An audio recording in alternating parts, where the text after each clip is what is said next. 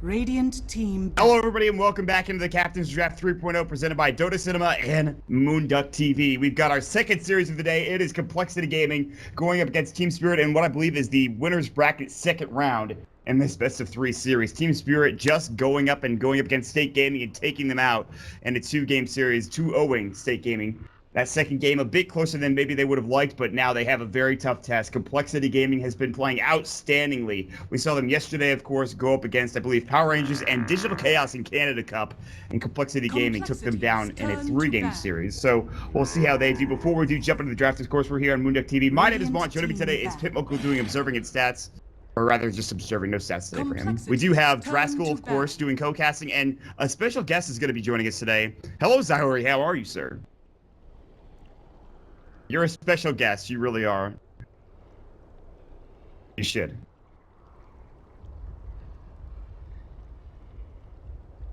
It was Draskell. I mean, we saw that series, and it was so close for Stake in game number 2, man. They had it. What happened? What happened?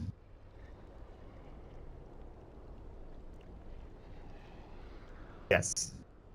Yes.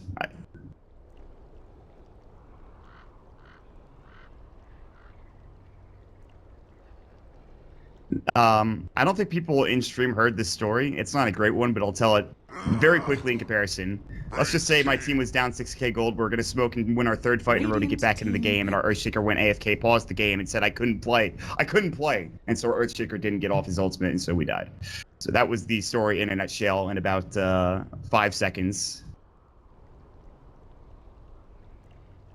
Oh, I was livid.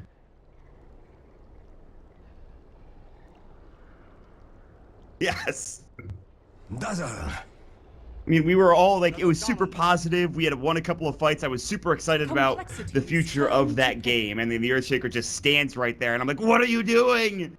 I lost it, but I mean, what are you going to do? So, I mean, I guess we could talk about this game. Team Spirit, they played very well in that first game up against State Gaming. They had the right draft. They had the right strategy coming through.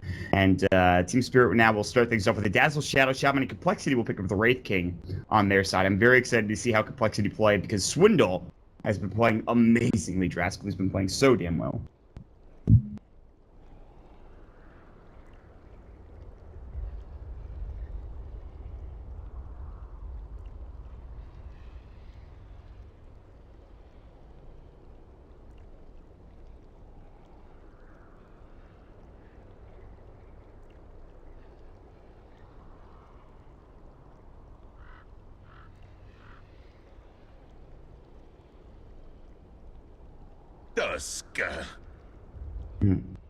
Complexity's turn to pick.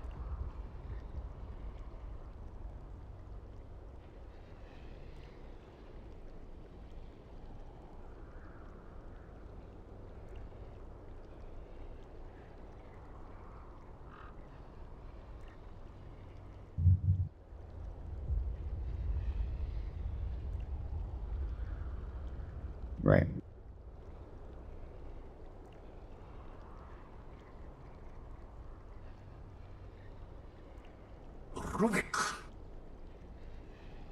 Radiant team pick. Really?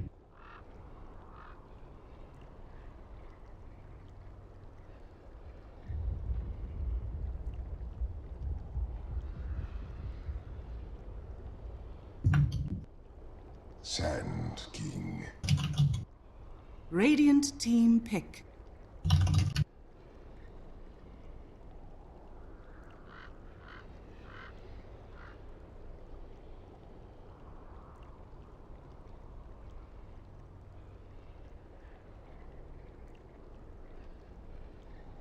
Yeah.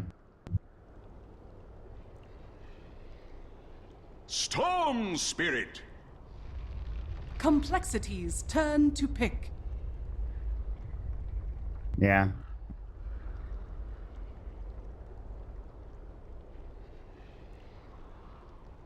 Well, I mean, I personally think Ricky's ult needs to be changed for the better. Obviously, if you get late game, you have like a Battle Fury or something, it could be okay, but the damage early on in the game is pretty awful, so we'll see how... I mean, Ricky's not going to get picked this series anyways, it doesn't matter. It's not going to get picked this game. But this is what we are going to see. The Complexity's Leshrac, turn which to was pick. picked in the first series, and Swindle played this yesterday to great effect, by the way. He played it in 10 the safe lane seconds with the help of remaining. another hero. He's obviously the offlane player, but we'll see if he grabs up the Leshrac again. 5 And they go seconds for remaining. maybe a little bit of a push strat because they already do have, they don't have much push between the heroes that they have, but they have some very, very strong team Radiant fights, some good team supports coming out. And this is a offlane Tusk, it looks like, coming through, or yeah, maybe. I'm not sure actually how they're going to line this up. Slog.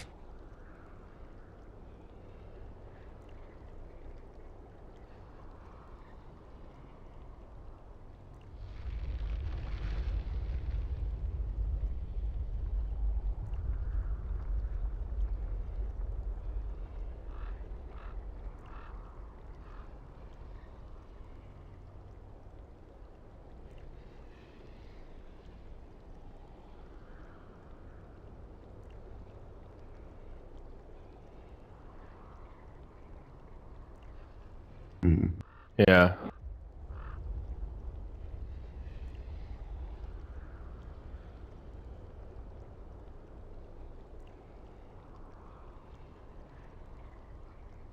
Ten seconds remaining.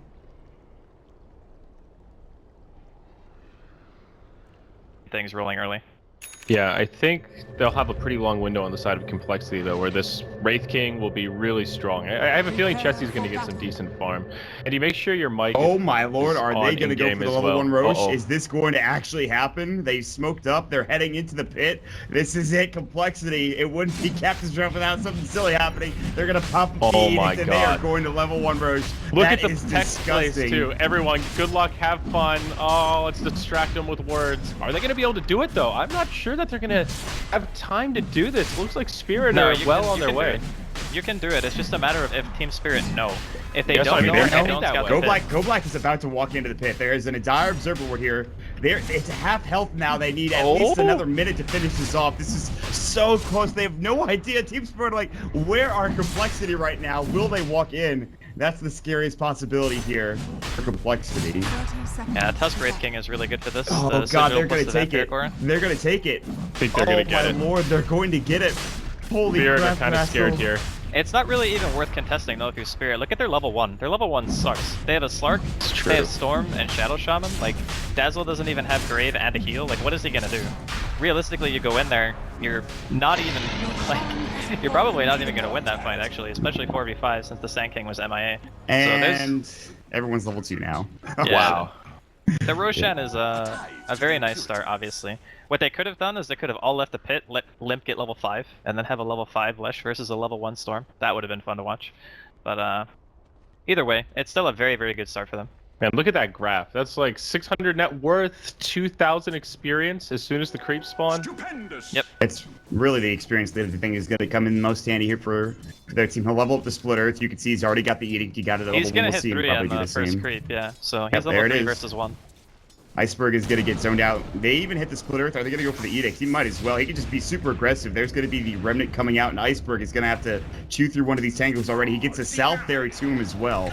Not a great start so far. Meanwhile, bottom lane, they're going to find out Z-Freak with the pounce. He's got his Voodoo Restoration. The cast will go through as well. There's the Snowball. They should be able to avoid the rest of this damage. Maybe not. The Shackles will come through. This could be your first blood. Z-Freak is low, but the Voodoo Restoration is too strong, and they drop up that Frozen Sigil as well, and they have to back up because Ramses is low, and so is Always Wanna Fly.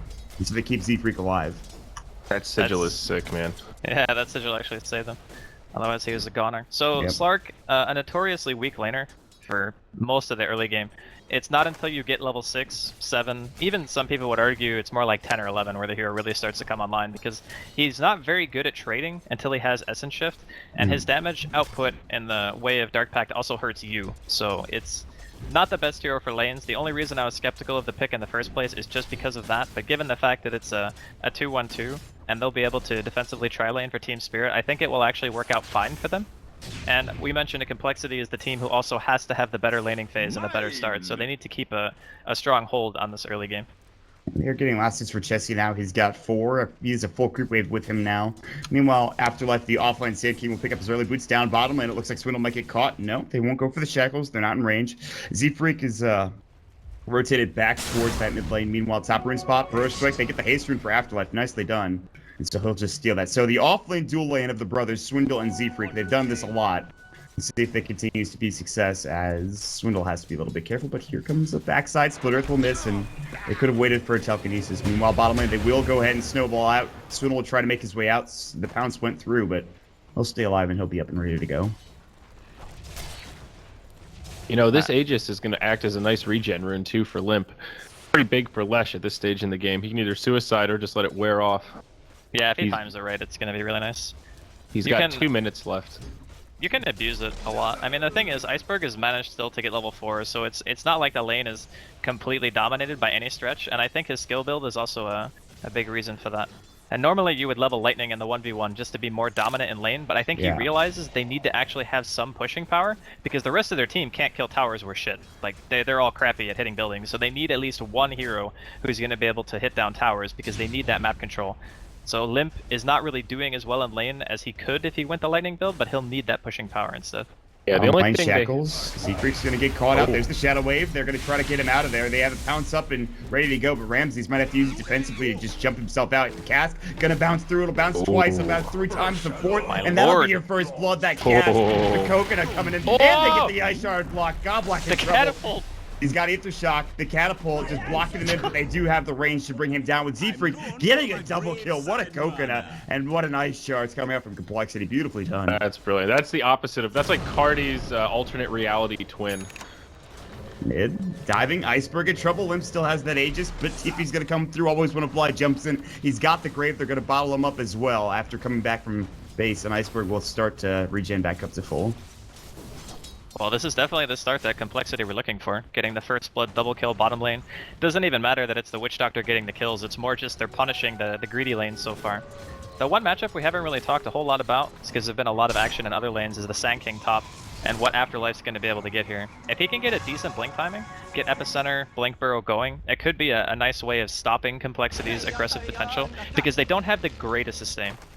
Anskin's gonna get called with the Shackles, but he should be okay. Maybe the Dazzle doesn't have Poison Touch, and Z-Freak's gonna rotate in. They're gonna just drop him back with the Telekinesis. They've got Cast, they will use it, and here comes the Snowball as well. Fadebolt will fly, the Grave comes out. Can they bring him down? They need one more right click before this Grave, or after this Grave is done. But here we go, Ramses jumps in looking for the pounce. Godblock eating his way through the tree line, and Z-Freak might be in trouble now. Splitter gets out of 2. Pulse Nova, here is the Disco Goat going to work, and they'll find 2 quick kills. They're looking for a third. Godblock getting chased down. Ice Shards will not connect. Can Hansky get this Telekinesis off? Oh, he blocked him in. Are you joking me? They're going to bring him back. Fadebolt up in 4. He's going to get Shadow Waved up, and here comes that beautiful Snowball. 3 dead.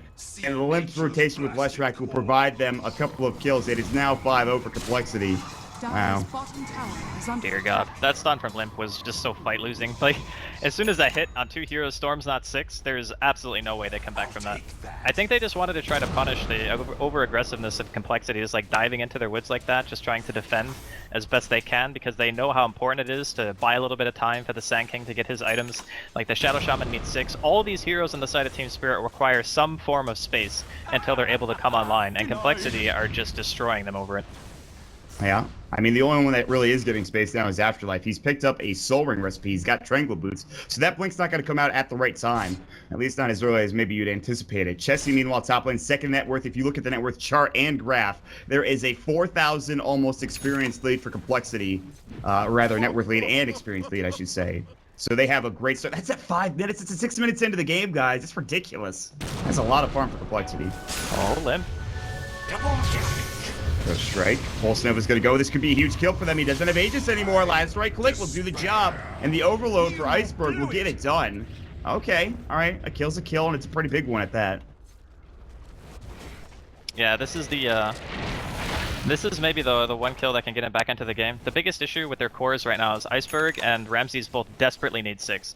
Because like the Slark is already a bad laner, we talked about that. He's not very good at stopping people from contesting his lane at all. Once he gets 6 though, he can trade as much as he wants, so long as he can get back into Fog and use Shadow Dance to regen. Storm is kind of similar, but it makes him very hard to gank once he hits 6 because of having the ball lightning. And Ramses is just getting harassed even more here in this bottom lane, just kind of suffering right now. He desperately wants that level 6 you talked about. Like, he needs that Shadow Dance, but he's not there yet, and it's going to be another creep wave after this one before he can get there, especially if T-Spirit comes in with the rest of their supports and then the Leech experience. So How is Afterlife doing? Up to 200 and 300 gold. He picked up the Soul Ring. He's gonna get caught by Chessie here, maybe. He sees him. Doesn't go for the Rage Fire Blast. Says, screw it. I'll just take your troops instead. I'm surprised he didn't just burrow that. But I guess he didn't have Sandstorm back off cooldown, so. Oh, Iceberg. He ball it into way he's out of mana. Split Earth will just barely miss as he's too far in the free line. Always want to fly will heal him up. Now there's a bottom action going on. The cast will come through. He pounces over the ice shards. Gets cast up, but that'll be the end of the fray. No actual fighting happening down bottom. I wonder how heavily Complexity are going to go for Roshan, or if they want to try to go for 2-1s first. With the way that Limp is building, again, he's gone for the max Diabolic Edict. I think it would probably be safer for them not to do Roshan just yet, and then try to just push the towers, because when the Sand King gets Blink Dagger, it's going to become way harder to push into tier 1s, because then you always have to worry about Blink Epicenter and whatnot.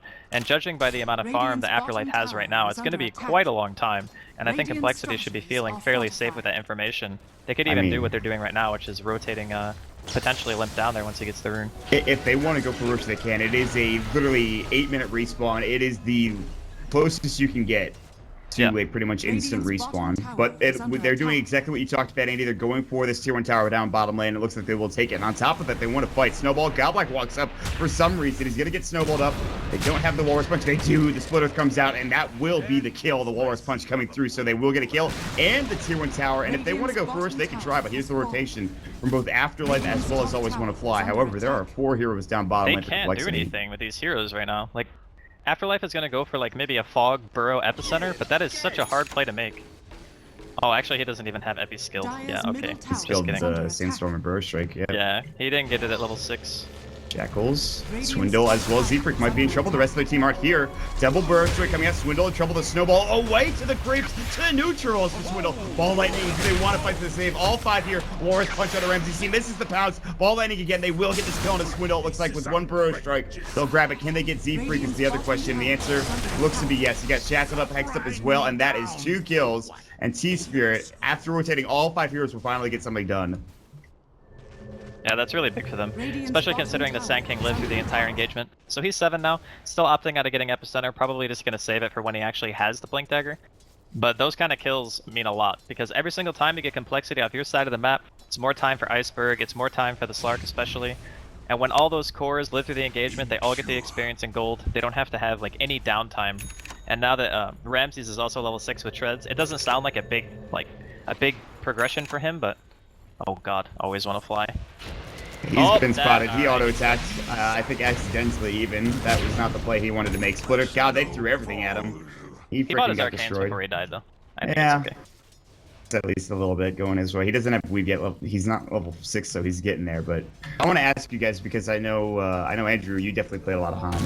And Grant was telling me this yesterday, that Complexity love their casual cloaks. You can see Limp has one that might be turned into a Glimmer Cape, but these guys love their casual cloaks. They do, and it's a little bit of a, I think it's an underutilized tool, but it's also something that's a relic from the past. In Han, the equivalent was much more value. It was only 400 gold, and the way their resistance system worked, it actually gave you more effective resistance than the Dota version. So it was super value to get. It was a mistake not to buy it most games. Now, but they definitely go for it whenever it seems viable.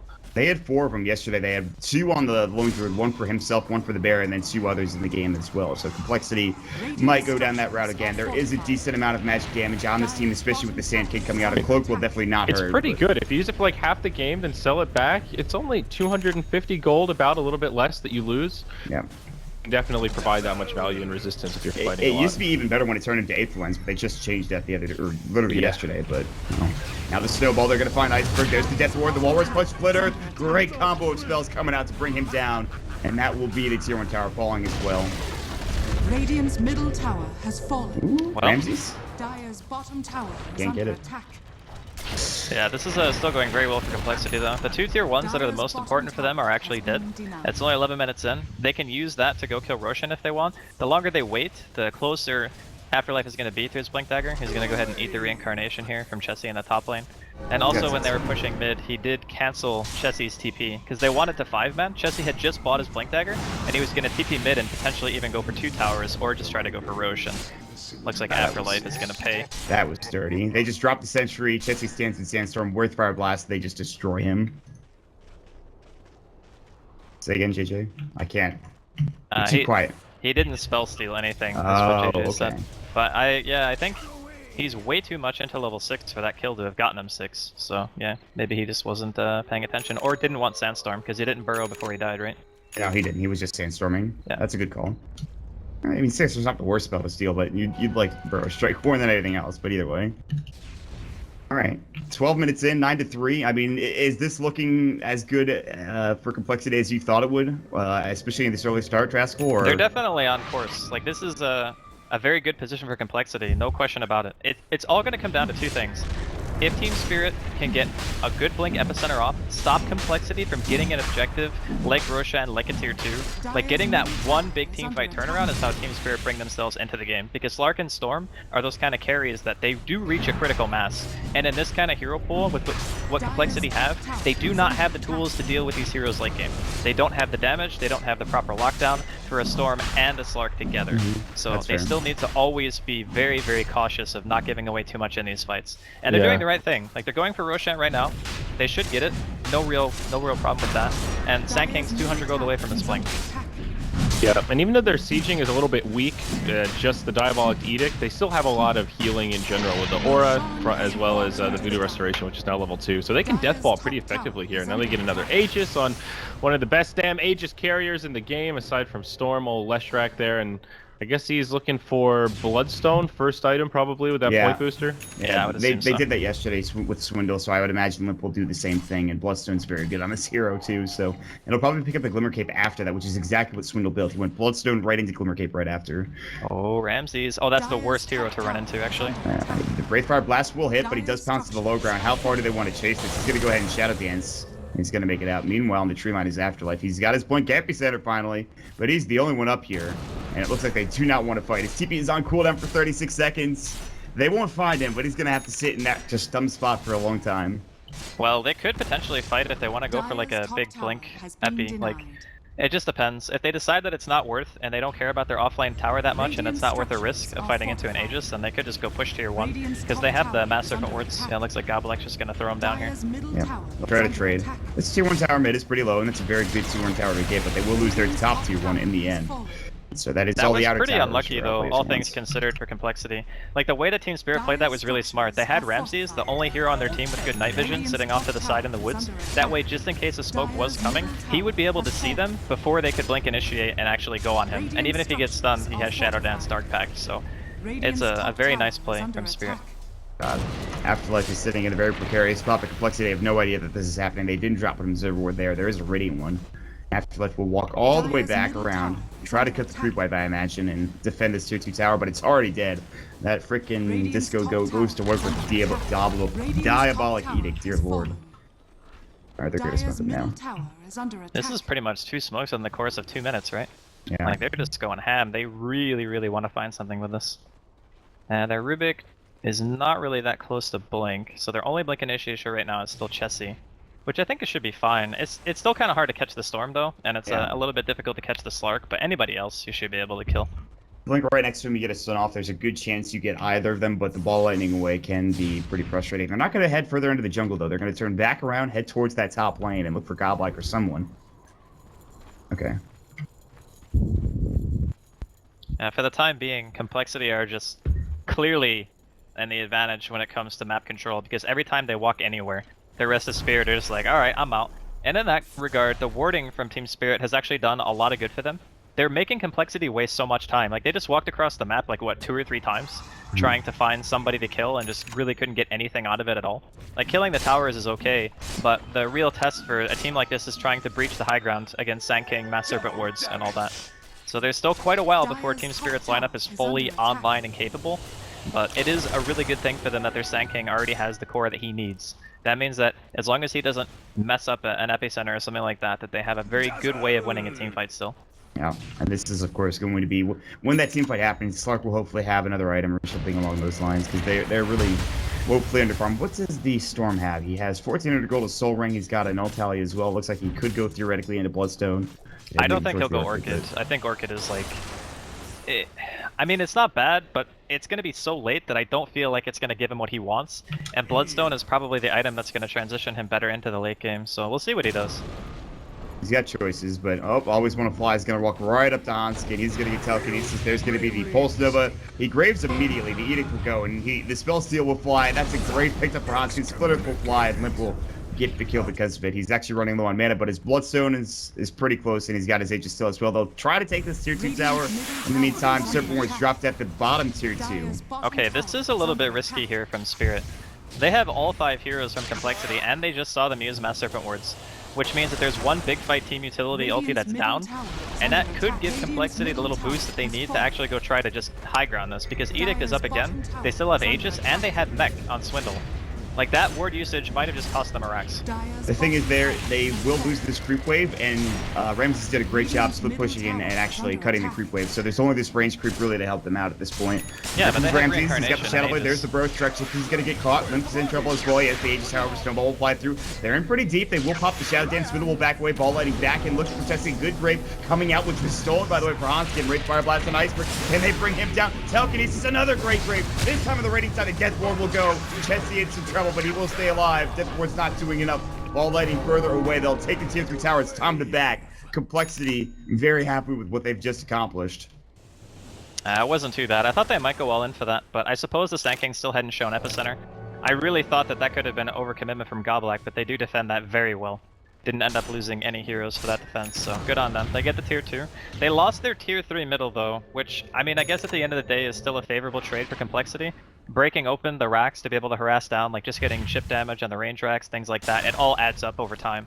So I still feel like they came out on top, but maybe not as much as they wanted to. Yeah, they might have to wait for the next stages. What do you think? Wait for the next Roshan, maybe your next set of items, or do you want to keep the pressure on like you talked about for Complexity to finish this game earlier rather than later? What do you think? Well, Roshan's not really that far away. Like what, it's anywhere from 3 to 6 minutes at max? I think like it was a 3-minute respawn, another instant respawn. It came up on the thingy on the side here, you know what I'm talking about, but... Yeah, I didn't actually see it, so... I mean, worst case scenario, they have to wait like 3 more minutes. I think that's fine. If you look at the farm on the Storm and the Slark, it's still not anywhere near where it needs to be. Right. But a couple of bad team fights can just propel those heroes into a very good position. We'll wait and see. They're going to drop the Serpent's top. They're using these pretty heavily on cooldown now. And they're going to try to go for a tier 2 tower. Team Spirit are doing all they can to really get back into the game through towers. And in fact... It's really a good movement. Yeah, they're going to have the same amount of towers that Complexity will have, or just about. That's actually going to be 1 outer tower piece. Yeah, the wards that they had on the map basically saw Complexity leaving their side of the map. So the big difference between the way that he dropped the wards bottom and how he dropped them here is that he knew that Complexity were all on their side of the map, and 2 out of 3 lanes were pushed at least to a tier 2, which means that it's going to take a lot longer for Complexity to just barrel down mid again than it did previously. Right. Now, it might still be on cooldown for like 10 or 20 seconds when they get there, but it's not nearly as bad as just having freshly drop your wards and it being like 90 seconds on cooldown when they're hitting your tier 3 tower, which is why it took a little bit more effort for them to defend in the first place. But they are smoked. Up. They're going to see Hanskin, or rather Goblak here, and they do see him just at the corner of their eye. They see him passing through the tree line. Spell will be stolen. That's going to be Hex, and he's going to get Hex stuck. They don't even need the Hex coming out as well, so easy to kill. I mean, he'll die, but he'll be back in 30 seconds, and that's not that bad. But Ramses is going to cut the creep wave again. Look at this. He's already heading towards the mid lane. It's about to respawn with the creeps coming in, then boom. You're both the cut. Yeah, but I think with this creep wave, they could deal a lot of damage to base. 2 ranged creeps, 4 melee. They got the Voodoo Restoration. They need a way of killing the creeps. Like, their spam hero is dead. Like, that's the Shadow Shaman. He's the guy with Ether Shock.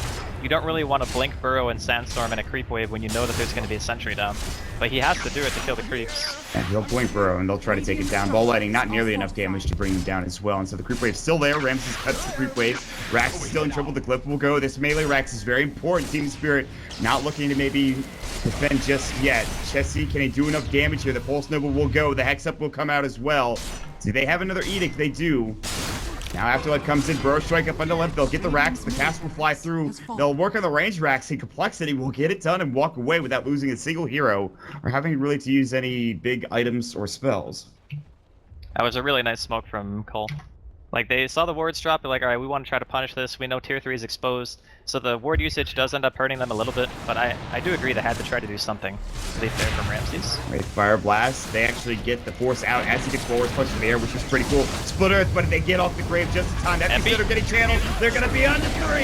Is this the turn? They're low, but not low enough. and they get off the stick as well as Mech, I believe, coming through. Iceberg will fall. God Black might be next since they lost 2. They're about to lose 3. Splitter will come through. Do they have the grave? They're not going to get it off this time if they do, but Ramses comes in, pops the Shadow Dance, wants Twiddle. He can't find it. He has to back away now as the Pulse Nova is doing too much work against Ramses. He'll lose 4, and that Oh my is it. God. Game over at 22 minutes in. What a play from Complexity. Wow. Well, the question was, can Complexity do it in time? And the answer is yes. 22 minutes, 16-3. What a performance. Yeah, the lineup from Team Spirit was extremely greedy, for sure. Like, you saw Slark as a safe lane, Storm as a mid. These two heroes are not known for winning their lanes by any stretch of the imagination. And you had a typical God Black greedy hero like Shadow Shaman, who also needs levels to be able to function in the game. He ended that game at level 8, okay? Like, Oh, God. the way that this game goes is they put so much weight into the Sand King. Like, you gotta hit your big epi. This is how we come back into the game. If you don't hit a big epi, we can't